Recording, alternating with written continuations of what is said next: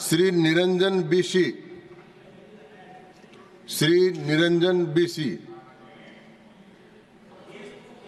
अनुपस्थित। श्री प्रोफेसर मनोज कुमार झा। शुक्रिया माननीय सभापति महोदय। थोड़ा हट करूंगा वक्त के लिए, लेकिन आखिर में अभी चालू तो करिए हुजूर। सर, माननीय सभापति महोदय, अच्छा है हम सब संविधान पे बात कर रहे हैं। उस सदन में भी हुई, इस सदन में भी तमाम साथियों ने संविधान पे बात की। अपना अपना दायरा है, अपनी अपनी सोच है, अपनी अपनी प्राथमिकताएं हैं, लेकिन महत्वपूर्ण ये है कि हमने संविधान पे बात की। कई ओहदेदार लोग दूसरे स्तंभ के, वो तो ईश्वर से बात करने लगे हैं। भगवान को कितना काम है, किसी की नौकरी लगवानी है, किसी की शादी करवानी है, किसी को चुनाव जितवाना है, तो किसकी पर्ची निकलेगी, किसकी अर्जी लगेगी। तो अच्छा है कि हम संविधान के दायरे में बात कर रहे हैं। माननीय सभापति महोदय, नेहरू जी पर बहुत चर्चा होती है। जब से इस संसद में आया हूं, और मैं इस नई सरकार के बाद ही सदन में आया हूं, बचपन में सोचा करता था पार्लियामेंट पहुंचूंगा, लेकिन आज एक कन्फेशन करता हूं, हमेशा अपने को विपक्ष में देखता था, तो विपक्ष में ही हूं। तो सर ऐसा है, मैंने कई दफा कहा है, 14 का चुनाव, 19 का चुनाव, 24 का चुनाव जवाहरलाल नेहरू नहीं हारे हैं, विपक्ष हारा है, कांग्रेस हारी है। 100 साल आप चुनाव जीतेंगे, लेकिन नेहरू को फिर भी वहां खड़ा पाएंगे, क्योंकि अथॉरिटेरियनिज्म के खिलाफ, पार्लियामेंट्री डेमोक्रेसी के प्रतीक हैं नेहरू। वो ढाल हैं, वो रक्षा कवच हैं। और मैं आपको बताऊं, हमारे नड्डा साहब ने जेपी का उद्धृत किया, और मुझे अच्छा लगा कि जयप्रकाश जी ने जब इंदिरा जी को, वो इंदू लिखा करते थे, जब चिट्ठियां लिखी ना इमरजेंसी के दौरान, तो नेहरू को इन्वोक किया। I am writing to you in the name of your father Jawaharlal Nehru. वो ऐसे व्यक्ति थे, जब उनकी आलोचना नहीं होती थी तो छद्म नाम से अपनी आलोचना स्वयं करते थे। तो मैं क्या कहूं, जयप्रकाश जी का कश्मीर पर जो नेहरू जी को चिट्ठी थी या इंदिरा जी को चिट्ठी थी, अगर वो चिट्ठी आज मनोज कुमार झा अपने नाम से कॉपी पेस्ट करके लिख दे, तो सर शाम तक मैं टेलीविजन डिबेट में विलेन बन जाऊंगा। मेरे पर यूएपीए लगे ना लगे, सांसद हूं शायद ना लगे, लेकिन बहुत तरह की तोहमत लगेगी। सर एक आवश्यक बात, हम महापुरुषों की जन्मतिथि पुण्यतिथि पर माल्यार्पण वाले दुनिया के नंबर 1 देश हैं। इतनी पुष्प वर्षा करते हैं जन्मतिथि और पुण्यतिथि पे, लेकिन सर वो तिथियां इस बात की भी होती है कि हम अपनी चुनौतियों को स्वीकार करें। अगर हम संविधान दिवस मना रहे हैं, क्या फ्रीडम के बारे में नहीं बात होनी चाहिए?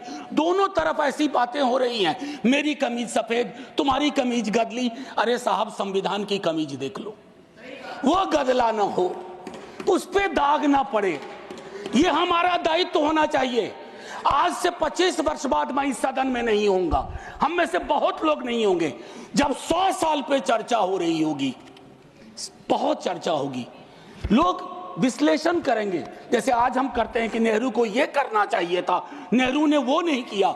100 साल बाद कोई आपके बारे में टिप्पणी करे, मैं जीवित नहीं रहूं, संभवतः मैं सदन में नहीं रहूंगा, लेकिन वो भी अच्छा नहीं लगेगा सर, अशोभनीय लगेगा।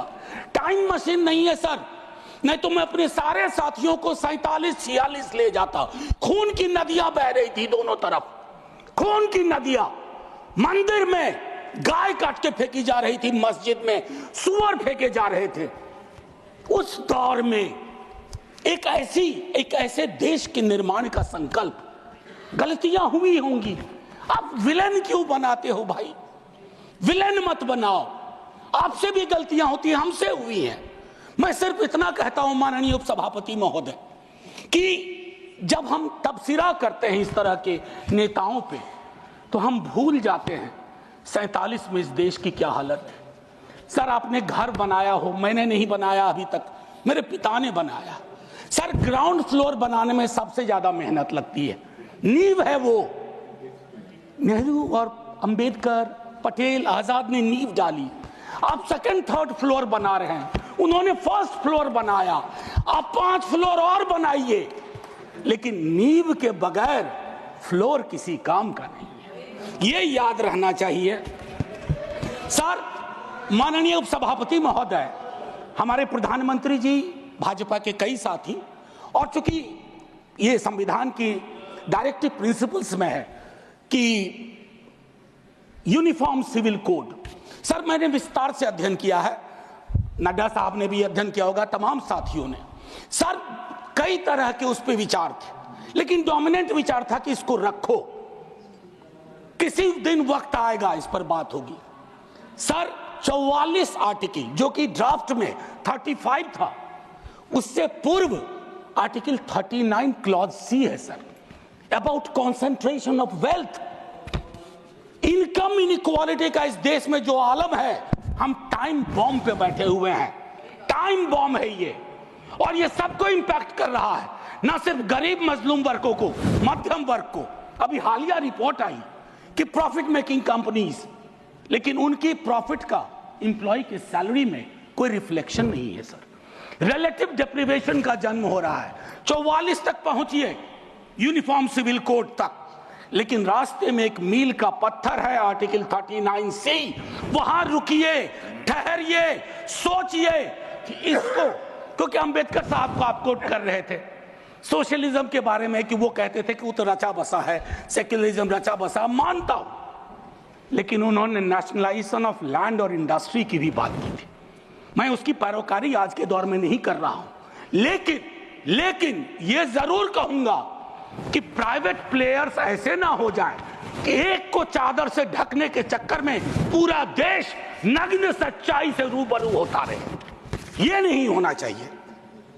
अब सर मैं एक बात कहता हूं, आज जब मैं यहां बोल रहा हूं, इस देश के किसी न किसी कोने में सीवर से एक आध डेथ हो चुकी होगी, सीवर में उतर करके।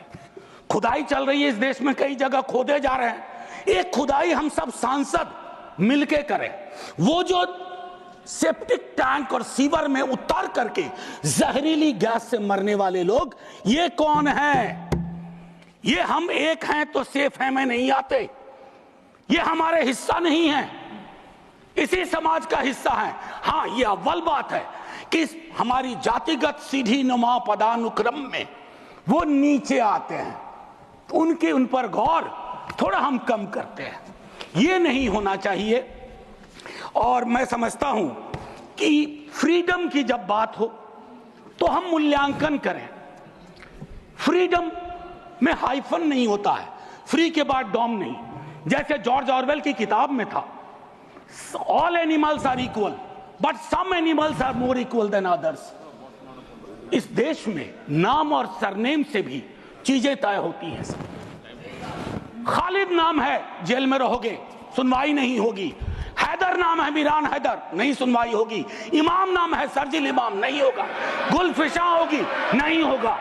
तो ये सारी चीज, एक मिनट आप, मैं मेरा टाइम पॉज कर दीजिए, मेरा टाइम पॉज कर दीजिए, मेरा टाइम पॉज कर दीजिए। मैम चेयरपर्सन, मेरा टाइम पॉज कर दीजिए। मैम मैं सिर्फ इतना कहना चाहता हूं, अभी यहां बोल रहा हूं, मूलवासी बचाओ संघ मंच है छत्तीसगढ़ में, अनलॉफुल बना देते हैं आप। अरे कोई तो तौर तरीका हो, किसान विरोध करे, देशद्रोही है। विद्यार्थी विरोध करें नौकरी के लिए, नौकरी मांग रहे हैं आपसे, और कुछ तो नौकरी भी नहीं मांग रहे हैं, परीक्षा समय पर कराने की मांग कर रहे हैं। आप कह रहे हो अराजक हैं, नक्सल हैं। ये जो शब्दावली लेकर के, विशेषण लेकर के आप घूमते हैं, इससे थोड़ा बाज आइए। मैं कह रहा हूं ये टेम्पटेशन होता है जब बहुत बड़ी सत्ता होती है, 15वें वर्ष में, 11वें वर्ष में प्रवेश करते हैं, लेकिन उस टेम्पटेशन को रोकना मैच्योरिटी है। परिपक्व लीडरशिप की बात होती है। वैकल्पिक विकास की कोई मांग आपसे करेगा तो आप कहोगे नक्सली है। अब मैम चेयरपर्सन, एक और चीज कहना चाहता हूं। मैं पीड़ा साझा करता हूं बांग्लादेश में जो हो रहा है, साझा करता हूं पीड़ा। 71 के बारे में पढ़ा था, अभी देख रहा हूं। लेकिन मैम मैं महात्मा गांधी पर जाना चाहता हूं। नोआखली में जब देश आजादी का जश्न मना रहा था, महात्मा गांधी नोआखली में दर दर भटक रहे थे, restoration of peace and normality. वो दौर था। उन्होंने एक बात कही थी, आज का दक्षिण एशिया है जिससे पाकिस्तान और बांग्लादेश निकला है, हमें इस बात का स्मरण करना होगा कि हमारी भूमिका सबसे बड़ी है। हम बड़े भाई वाली शब्दावली का इस्तेमाल नहीं करेंगे। We are the largest and the oldest democracy. बाकी में डेमोक्रेसी कैजुअलिटी हुई है पाकिस्तान और बांग्लादेश में, संविधान तक नहीं आया। लेकिन हम अपनी अकलियत के साथ कैसा व्यवहार करते हैं, तो हम कह पाते बांग्लादेश को, learn from us to Pakistan, learn from us, this is how we treat. लेकिन हमारा रिपोर्ट कार्ड अगर उसमें कमियां रहती है, मैं Sit down. Sit down. Sit down. Ma'am chairperson, my time should be paused. Down. My time should be paused. My time should be paused. My time should be paused. Honorable members. Ma'am एक चीज मैं एक चीज कहना चाहता हूं। अंबेडकर साहब को कोट किया गया, अंबेडकर साहब को कोट किया गया। और एक मिनट, किसी की भावना आहत हुई है तो मैं वापस लेता हूं। It is primarily a mode of, सुनिए, it is primarily a mode of associated living. Democracy is not simply a form of living, form of government. Associated living, कितना इसको अपने जीवन में उतार पाए। ऑफ कॉन्जॉइंट कम्युनिकेटेड एक्सपीरियंस, कितना उतार पाए। जातिगत जनगणना की जब बात होती है तो बट जाते हैं हम। क्यों बट जाते हैं भाई? वर्गीकरण की बात होती है, बिना जनगणना के वर्गीकरण कैसा? एनएफएस के माध्यम से एक नई रवायत का जन्म हो गया है। एक ओबीसी की लिस्ट में क्रीमी लेयर के इंटरप्रिटेशन के लिए आप राज्यों की समकक्षता इक्विवेलेंस को एक ऑर्डर के माध्यम से छुपा देते हैं। आपका दोष नहीं भी दूंगा, कहूंगा कि अधिकारी वर्ग के अंदर अभी भी वो मानस है कि वो रिप्रेजेंटेशन से परेशान होता है, चिढ़ता है, उसको लगता है ये यहां कहां आ गए। अभी बिहार में सर्वेक्षण हुआ, कई लोगों ने कहा हम तो इतने कम नहीं हो सकते। विजिबिलिटी और न्यूमेरिकल स्ट्रेंथ में फर्क होता है। विजिबल आप इसलिए अपने को समझते हैं ज्यादा कि आप न्यायालय में हैं, आप विद्यालय में हैं, आप सड़क पे हैं, आप चौक पे हैं, आप चौराहे में हैं, तो आपको लगता हम तो बहुत, हमें कम क्यों दिखाया गया? उसके इस रिश्ते को हम सबको समझना होगा मैम चेयरपर्सन। और जो मैंने कहा conjoint experience and associated living, together with that I'll take you for a minute to what Jawaharlal ji said in the beginning of objective resolution. उन्होंने कहा, और मैं हिंदी में तर्जुमा करता हूं, कि आज जब मैं यहां खड़ा हूं तो 5000 साल का अतीत मेरे सामने खड़ा है। मैं अभिभूत भी हूं, लेकिन मेरी चिंताएं भी हैं। इन चिंताओं और अभिभूत होने के बीच किस तरह के राष्ट्र का हम निर्माण करेंगे इस संविधान सभा के माध्यम से, मैं इस चुनौती को स्वीकार करता हूं अपने साथियों के साथ। और then he mentioned oath of tennis court. मैंने इस सदन में एक दिन कहा था कि 1789 के रेवोल्यूशन के बाद जहां से लिबर्टी, इक्वालिटी, फ्रैटर्निटी आया, जवाहरलाल जी ने कहा तब के बादशाह ने वहां कमरे बंद करवा दिए कि कॉन्स्टिट्यूएंट असेंबली नहीं बैठ सकती है। एक कमरे से दूसरा कमरा, दूसरे कमरे से बरामदा, और आखिर में टेनिस कोर्ट में पूरी की पूरी असेंबली बैठी और ओथ लिया। उसको कहते हैं ओथ ऑफ टेनिस कोर्ट। उन्होंने क्यों यह उदाहरण दिया कि हमारी डेमोक्रेसी में भी कभी इस तरह के चैलेंज आ जाए तो संसद इमारत की मोहताज नहीं होगी। संसदीय लोकतंत्र इमारत की मोहताज नहीं होगी, वो इबारत देखेगी। और इबारत और इमारत में फर्क है। मैम मैम आज मैंने कहा था हट करूंगा, 1.5 से 2 मिनट और चाहिए। अब मैंने कहा कि 1 नेशन 1 इलेक्शन की बात हो रही है, उस पर विस्तार से बोलूंगा। जिस दिन अगर आया, अगर सिलेक्ट कमेटी को गया तो अलग बात है, लेकिन मैम इस देश में 1 नेशन 1 इलेक्शन था। नड्डा साहब ने कहा, मैं मानता हूं।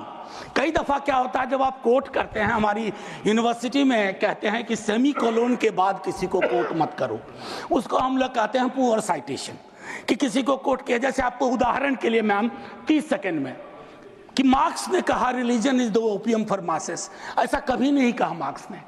वो सेमी कोलन के बाद का एक सेंटेंस था, उन्होंने ये कहा is the Sai of oppressed, लेकिन सेमी कोलन के बाद का उठा करके कहा रहे रिलीजन के तो खिलाफ थे कार्ल मार्क्स।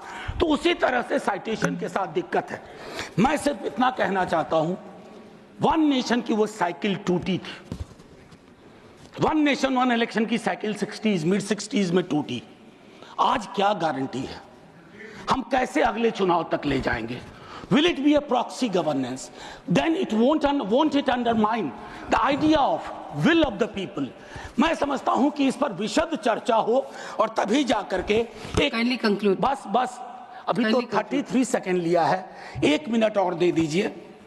मैम चेयरपर्सन, तारतम्य तो थोड़ा टूट जाता है, फिर भी अपनी एक बात कह के खत्म करूंगा। बाबा साहब भीमराव अंबेडकर के बचपने का एक छोटा किस्सा। क्लासरूम में बैठे हुए थे सबसे पीछे, शिक्षक ने कहा, चूंकि मैथमेटिक्स में बहुत अच्छे थे, आओ इसको हल करो।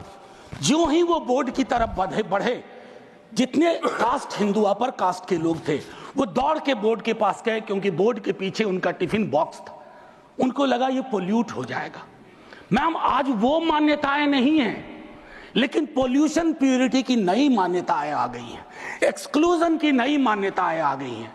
और आखिरी में ऑस्विज एक जगह थी पोलैंड में, जहां जिसको सिर्फ गैस चैम्बर से मत समझिए, ऑस्विज के बनने में सालों की नफरत और घृणा थी, जिसका अंजाम ना सिर्फ जर्मनी में भुगता गया, पूरी दुनिया ने। तो ये नफरत घृणा, इस पर लगाम लगे ना तो हर मोहल्ले में ऑस्विज होगा। और आखिर में मैम, मैं आज जद पे अगर हूं, निशाने पे, मैं आज जद पे अगर हूं तो बदगुमा न हो, चिराग सबके बुझेंगे, ऐसी हवा किसी की नहीं होती। शुक्रिया मैम, जय हिंद। Shri Abdul